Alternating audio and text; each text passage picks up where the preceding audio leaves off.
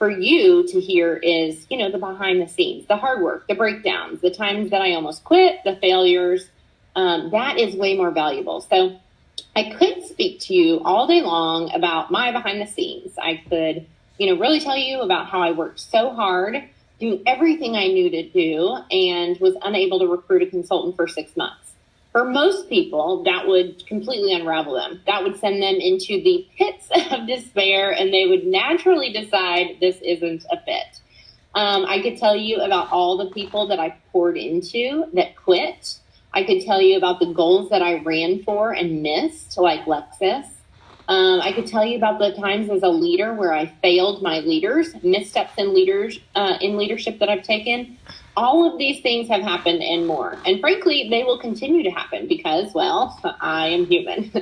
So if you want to be successful, they're going to happen to you too. And if you want to be successful, it will take making exchanges, putting yourself out there, and really a willingness to fail forward. So don't try to avoid failure. It is inevitable. Just fail forward, learning and giving yourself grace along the way. I'm not here to inspire you, and I really don't want to just equip you. I want to equip you to equip others. So, when I thought about all the things that I could train you on and all the topics I felt that would be most valuable, I settled on this one. No. Going for it. Going for the no thank you, as I always say, and how it's going to benefit you with customers, newbies, and leaders. And, I started sharing this analogy with my team, and I just think it's so impactful because it's something that we can all relate to. So I want you to imagine 2 scenarios, all right? So the first scenario is that you're on a hot date. You're with your boyfriend, you're with your husband, whatever. And you sit down at your table, and the waitress comes over and suggests a few cocktails, all right? Are you there? Just close your eyes, get in this picture. So my drink of choice is always the dirty martini. So you order a dirty martini, you start. And he gets an old fashioned. And the waitress comes back a little bit later to get you some waters and suggests her favorite appetizers. She highly recommends the crab cakes and the bacon wrapped quail. All right. So you order one. She comes back to either freshen your drink with another or give you different recommendations if you're ready to move on. So then you decide you want a French 75. She tells you about the salads that they have and suggests the caprese or the wedge. And then she tells you about the off the menu specials. You were thinking about going with the redfish, but after the recommendation, you're going to go with the filet and the lobster tail. So she offers some wine to pair with dinner. Yep, sounds great. All of it sounds great. And then at the end, she returns and says, can I get you some creme brulee or some key lime pie? Sounds good. And then with dessert, she offers a coffee option. Coffee does not sound good at all. So you put the brakes on. No, thank you. You're pretty full. You're ready to go. You leave completely satisfied having had a great experience. You've had great food. You've had great service. You never would have tried all that you did without all her recommendations. Okay, so that's the first scenario. We all had great customer service like that. It makes you want to come back to the restaurant, makes you want to replace the waitress that you had, etc. Right? So that's the first one. The second one is what most of us do with Rodan Fields. So this is scenario number 2. You show up at the restaurant with your husband, and she asks you if you want anything to drink. She doesn't give you options, so you go with your normal dirty martini. Then she comes back and asks you what you want for dinner. You go with the redfish. She returns one more time as you're almost done with your entree and brings the bill. The martini and the fish were fine, and your experience was fine. The server was fine. We all had, have had both experiences and both kinds of service. One service took your order and moved you on out as quickly as possible, making room for another customer. The other only had 2 tables that night, but those people had great experiences and are likely to return not only to that restaurant, but to the server. So my question for you is, are you training your consultants to be the first server or the second? Do you train them to secure a preferred customer, or do you train them to secure a preferred customer on a bundle with a regimen, tool combo, an eye cream, a box of acute care, with further recommendations for later? So many of us are training people to secure a sale and be excited and move on. All right. It really isn't good enough To run a big business, we're not here to secure a sale. We're here to give people the incredible results that our products offer, right? And they're going to get maximum results with more than an $80 purchase. How incredible would it be for your consultants to regularly be securing $400 orders instead of $80 orders? What would that look like for them? What would that look like for the happiness of their customers who are getting those real results on a regular basis? What would that do for your volume? And as you run for titles, all right, what would that do for preferred customer retention? And we know the bigger the bundle, the better the results, the longer the retention of your PC base. So you need to be coaching your teams to always let the other person put the brakes on. All right, so going back to scenario one, did you get, just completely ticked off when the waitress made all those recommendations and think she was being pushy? No, never. She's doing her job and she's offering, and she moves the momentum forward until you say, no, thank you. All right. So tonight we're going to talk about what it means to put the brakes on. You are always letting others put the brakes on. You are moving the momentum forward always and letting them stop you. This is just being assertive. It's not being pushy. So we're all adults, and everyone we're dealing with is an adult. And they are fully capable of saying no and creating their own boundaries for every situation in life. So how do we fit into that equation? Well, our job is to get them to put the brakes on. Someone wants an eye cream. We don't want people just using our eye cream. Why? Well, they aren't getting the full benefits of our product line. We want our customers using the eye cream. We want them on a regimen base always. Our tools and, right? My job isn't to sell them an eye cream. My job is actually to be sharing the business with them, letting them know that by using and referring people to the eye cream that they want, they could build a business. We want to paint bigger pictures of what this could be for them, all right? So remember, you want to end every interaction with a no thank you. This shouldn't intimidate you. This should not make you uncomfortable. Think about when the waitress made further recommendations of her favorites. She was always upselling. She was turning you on to the things you hadn't thought of for yourself, right? Many of your consultants are not upselling their PCs, and they're certainly not selling the business. And I know you can put yourself in this category. Now, if you made this call, if you qualified for this call, you had a really fantastic November and December, and I congratulate you. I'm so proud of you, whether you maintained your highest title or you recruited well or whatever you did to qualify for this. But what we want to be doing is to keep that momentum going forward and not just be doing the right things, but being able to coach and equip in this business, right? So you've got all these newbies that came in November and December. Well, we want you to be doing the right things so that they can build a massive business. Duplication is what matters. It doesn't matter how skilled you are at doing something. It only matters if you can coach it and allow it to duplicate down, all right? That's where you're going to see massive momentum in your business, is when you're able to develop leaders and they're able to develop leaders. So we want to be coaching the right tools for that success, all right? So you've got to kind of be thinking about and working on your no thank you awareness, all right? So here's a question for you. How many no thank yous did you personally gather yesterday or last week or in all of December or the fall, last quarter, right? Do you even know? And if not, why don't you know? So the very act of tracking the number of times you hear no thank you creates, kind of a strong no awareness. You are aware of what's going on. You're aware of the language you're using. You're aware of what's working and what's not working. And you're aware of how you're moving people through this funnel. And yes is the destination, right? We all want to get to yes. That's the destination. But no thank you is always how we're going to get to those yeses, right? In many different ways. So what about, with your teams? Are you holding them accountable for their no's?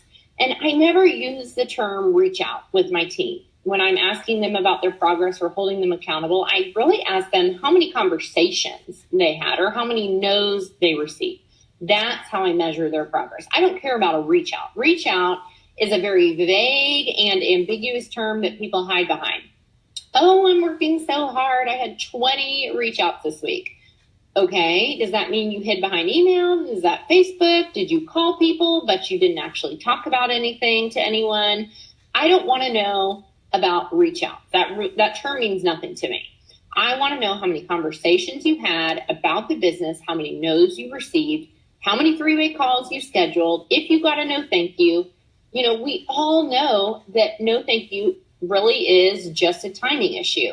Okay, you've all heard no just means not right now. And that's really true. It's not just a cliche. So you're going to know as you track these no's who you're following up with, who you need to drip on, etc.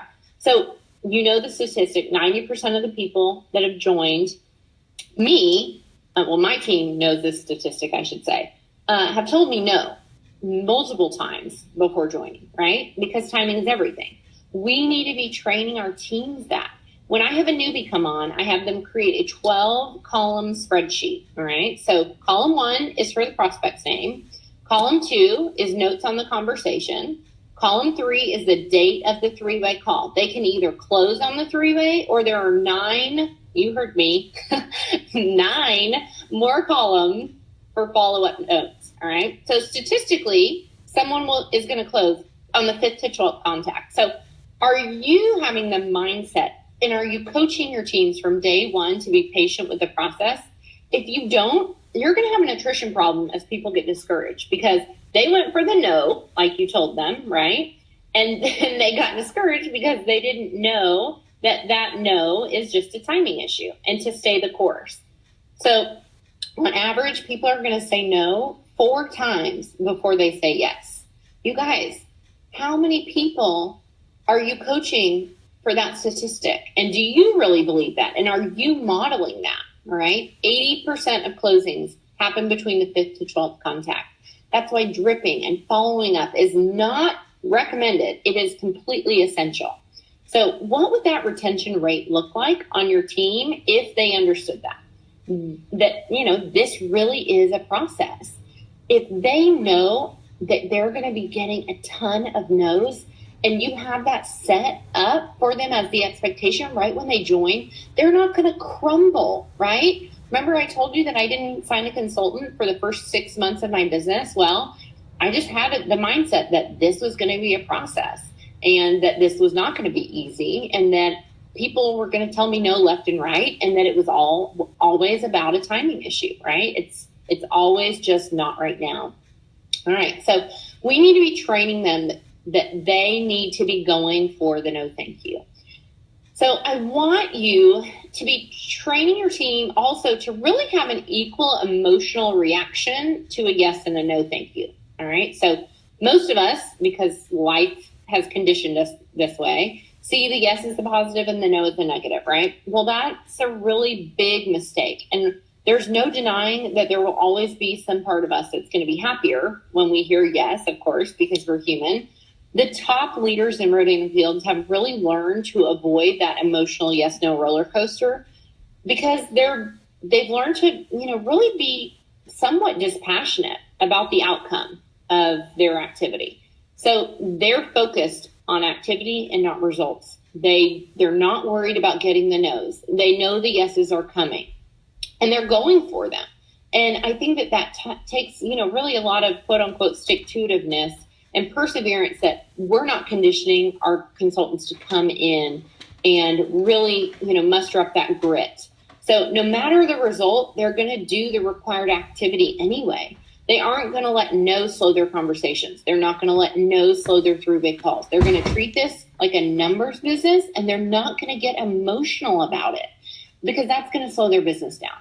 If I had allowed my emotions to take over in those first 6 months, I would have quit and there literally would be no guest group. All of those people would not be a part of this and I wouldn't be a part of this, and it's completely changed our lives. And I think that we need to understand how to condition our consultants better to face rejection, have that mental toughness, have that grit, and just letting them know that you're going through it too. I really think it is such a detriment to the other consultants on your team if you put yourself on a pedestal for them to worship you as the leader. You are, doing no wrong. You only have successes in this business, that is completely derailing because they can't live up to that. It's not realistic. And once they go through the business, they're going to say, whoa, I guess she didn't have any of these same problems. I guess I'm not a fit for this. So as you're getting those, proverbial door slammed in your face, make sure you're sharing those stories with your team. It's not discouraging to them. It's really encouraging to them because it shows that you're going through the same things. You're being successful, and that means they can too. Okay, have that humility to always be sharing your failures with them. That's what they need to hear. I'm constantly telling my team about when I put my foot in my mouth or when I say something really stupid that turns off our prospect, or even mistakes that I'm making in leadership, because they're going to make mistakes in leadership too as their teams grow. All right, so keep a full pipeline, right? A funnel of prospects. One of the best ways to get our team productive and earning and growing and happy is to keep a full funnel, right? That full pipeline of prospects. This is going to minimize the impact of hearing no and the disappointment of a lost sale. So having too few prospects in their pipeline or their funnel is going to make most of the consultants really just bear down and push. And that's when it gets ugly. The best approach is just to be relaxed, right? Everybody always says to us on three-way calls their objection. I don't want to be a pushy salesperson, right? We don't want people to be pushy. If you're pushy, you're not successful. You want to be relaxed. You might, be able to accrue sales by being pushy, but you're not going to be able to retain those customers. And you're certainly not going to have any good morale on your team because they're going to be turned off by that. You just want to be relaxed. So, they're going to have a bad taste in their mouths. And guess what? Everything that you do and every way that you handle a conversation, your prospects are wondering if they would want to do what you're doing. You're modeling for them what, their potential business could look like. And then when you go and invite them to be a part of the business, they're going to say, I don't think so. What you're doing is not okay with me, and I'm not doing that with my contacts. All right. If you're pushy, you take too much of their time, they're not going to be able to picture themselves doing this. So just relax, because that one rejection of a redefined regimen or that one prospect telling you no isn't going to break your business, right? You're going to be successful with or without that sale or that closure. And your attitude is always that you're driving this fast train, right? You're at the front of the train. You're driving it. You're in control. You're happy to slow down. You're happy to slow down. You're happy for people to jump on board. You're happy to train them, but you're going to be successful with or without them. And, having lots of people filling your funnel is going to make that possible. But that's a mindset shift that a lot of you are going to need to make, and also instill in your team. Have you ever had anybody come to you for business and be very apologetic about it? I'm so sorry. I don't want to be pushy. Can I just practice on you? I don't really know what I'm doing. I know these products are expensive, on and on and on. I know that this kit is expensive, but you can just come in on the $45 kit, right? That's really a turnoff to me. I want somebody to come to me and say, oh my goodness, you're getting such a huge value with the RFX Express kit, and here's why, right? And we're going to talk about that. So we want to offer more options to all of our prospects.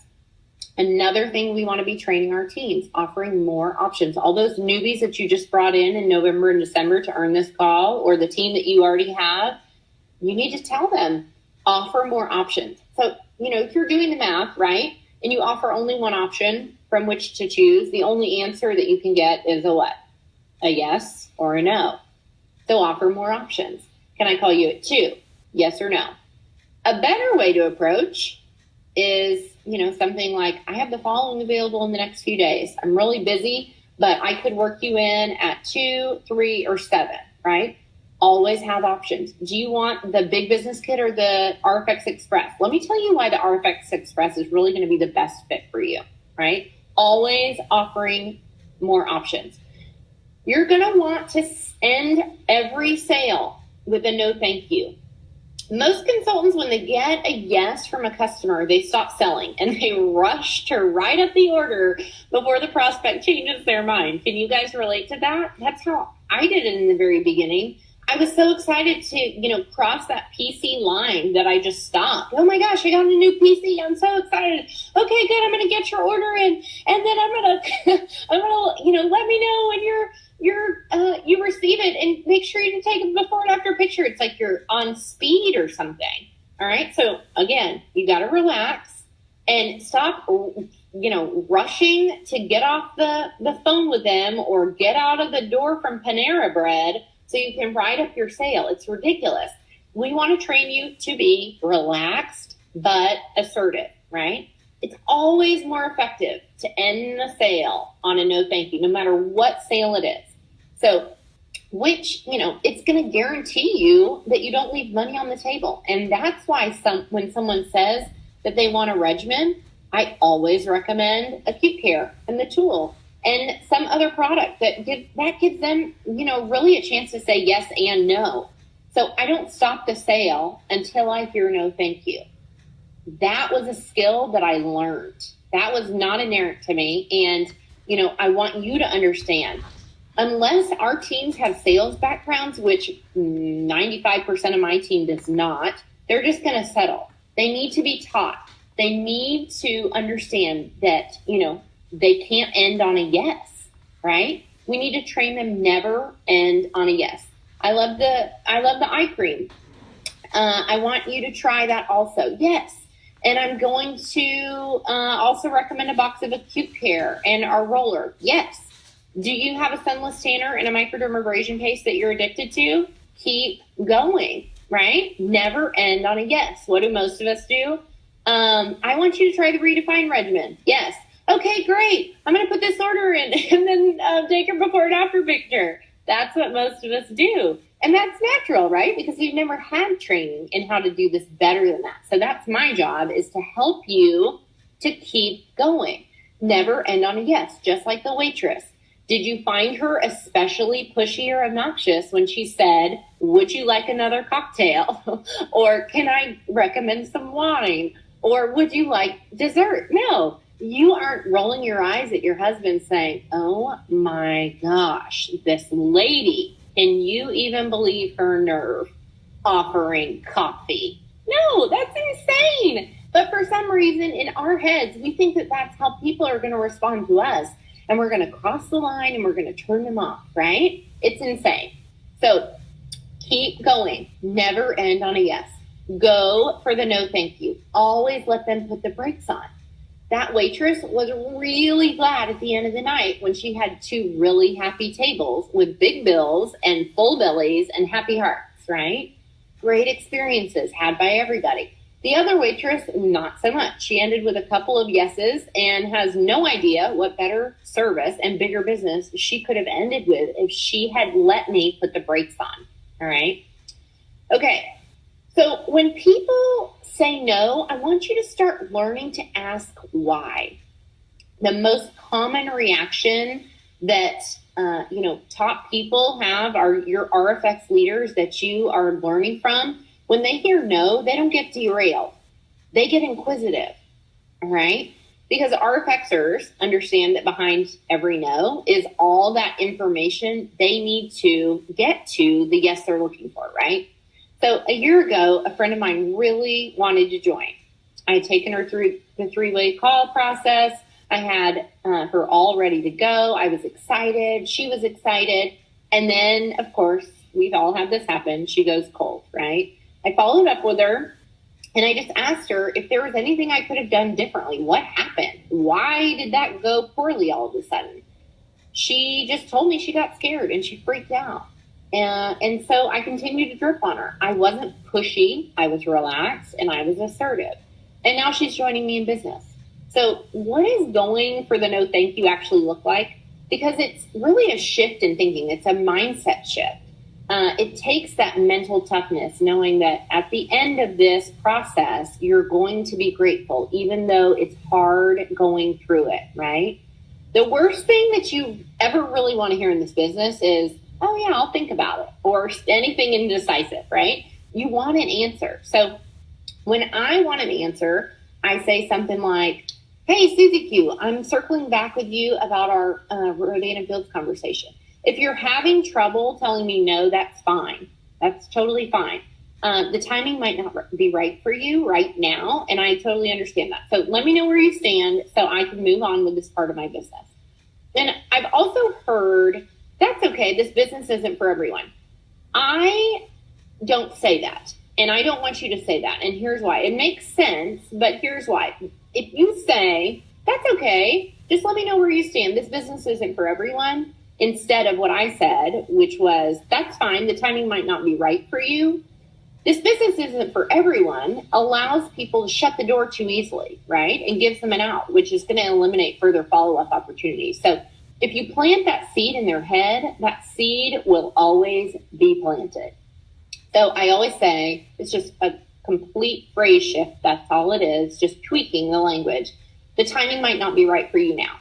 So I leave it open to drip on them later and also keep the door open for them to come back when the timing is right. And I'm a full believer that there's, really no such thing as that silent no. When people go cold or when they ignore you, right? That doesn't mean no to me. It just means the timing isn't right. So I want you to shift your thinking about that. I think it's really important. I'm always moving the momentum of the sale forward and letting the other person put the brakes on.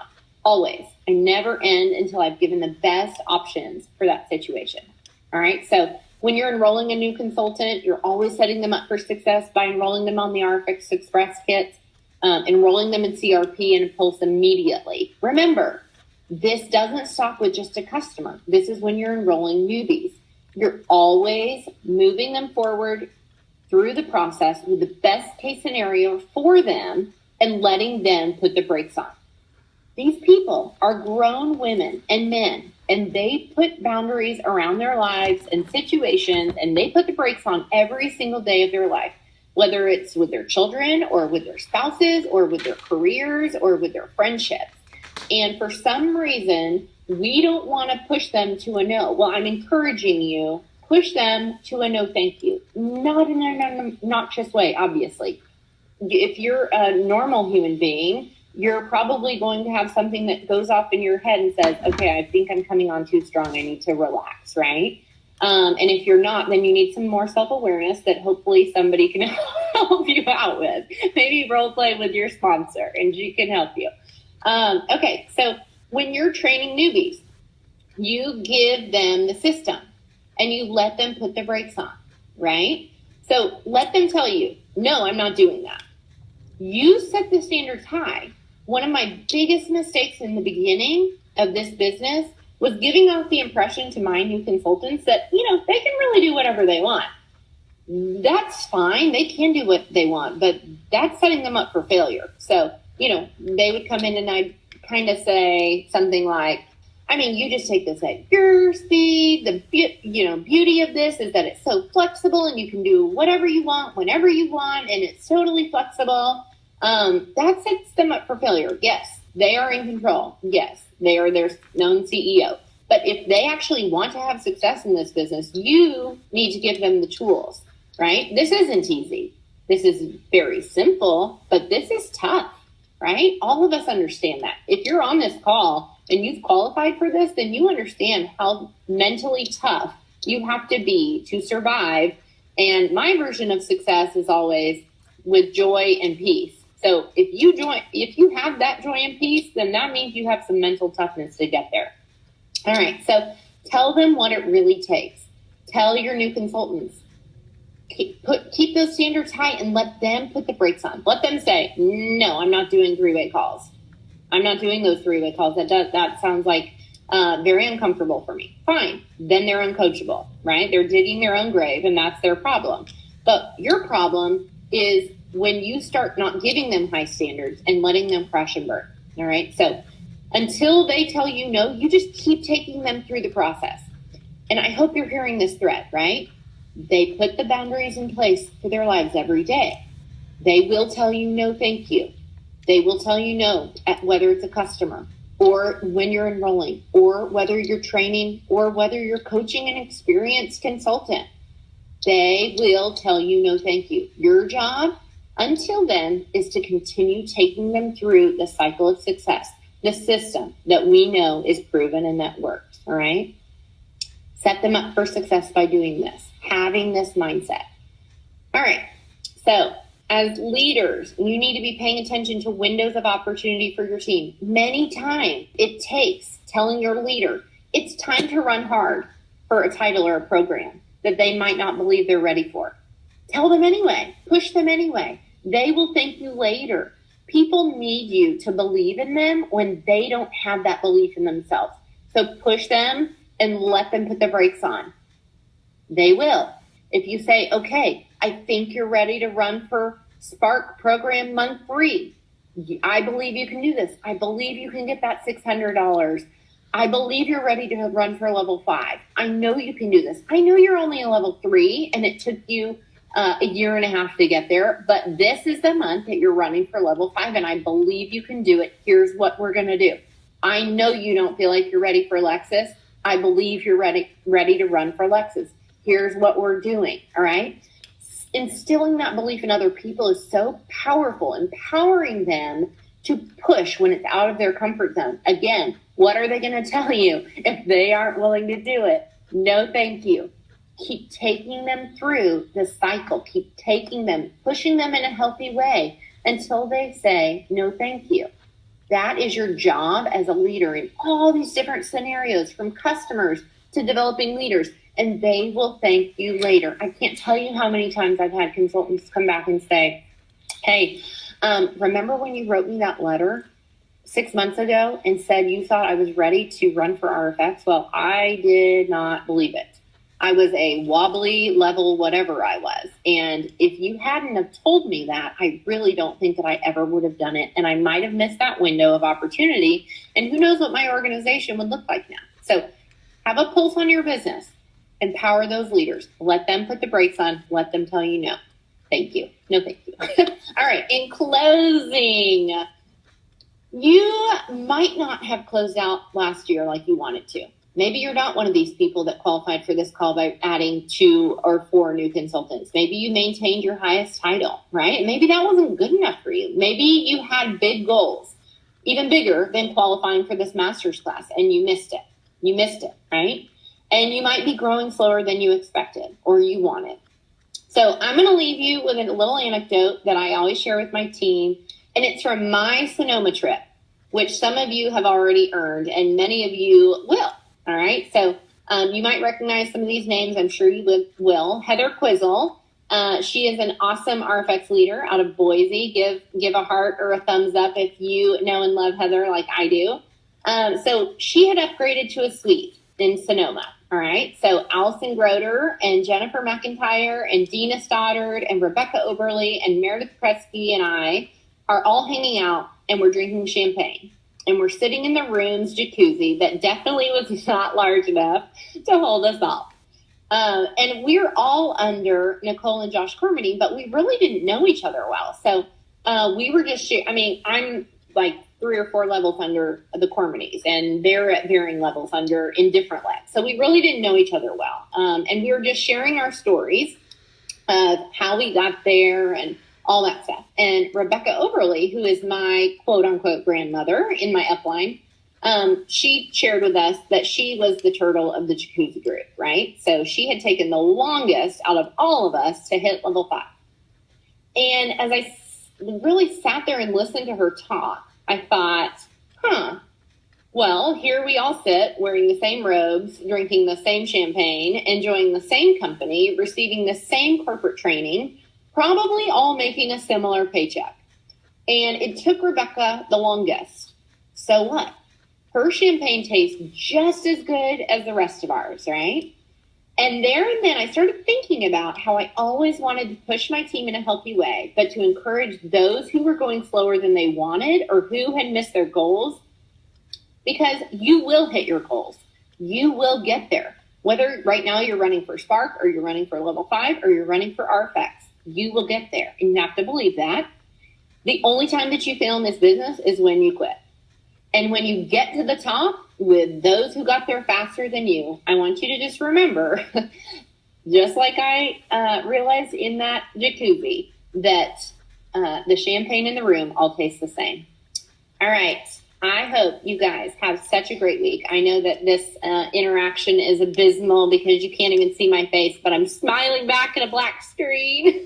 And I hope that you take these things, you write them down, you start sharing them with your teams, and, you know, sharing how that you have to shift your mind. You have to have a shift in mindset. You're starting at, you know, this, after this training, here's what you expect from them. You want to help them get there too. So if you can take all these things and start doing them, and that starts duplicating in your organization, you will create leaders. You will create EC legs everywhere. You will create level 5s, on and on and on. And I cannot wait to see it happen. All right. Bye, guys.